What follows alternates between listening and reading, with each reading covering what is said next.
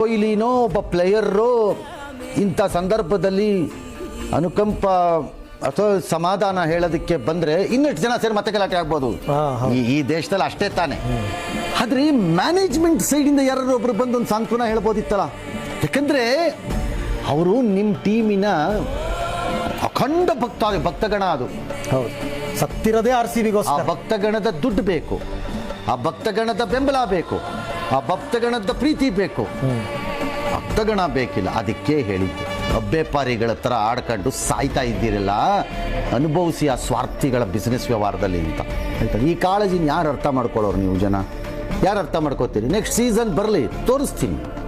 ಹೌದು, ಇದು ನಡೀತಾ ಅನ್ನೋ ಥರ ನೀವು ಆಡ್ದಿದ್ರು ನೋಡಿ. 100%. ನೆಕ್ಸ್ಟ್ ಸೀಸನ್ ಬರಲಿ, 7 ತಿಂಗಳು 8 ತಿಂಗಳು 9 ತಿಂಗಳು 10 ತಿಂಗಳು 11 ತಿಂಗಳು ಕಳೆದ್ಮೇಲೆ ಭಗವಂತ ನನಗೆ ಆರೋಗ್ಯ ಕೊಟ್ಟಿರ್ತಾನೆ, ನಾನು ಬದುಕಿರ್ತೀನಿ ಅಂತ ಅನ್ಕೊಂಡಿದ್ದೀನಿ. ತೋರಿಸ್ತೀನಿ. ಇದು ನಡೀತಾ ಅನ್ನೋ ರೀತಿ ನೀವು ಆಡ್ತಿದ್ರೆ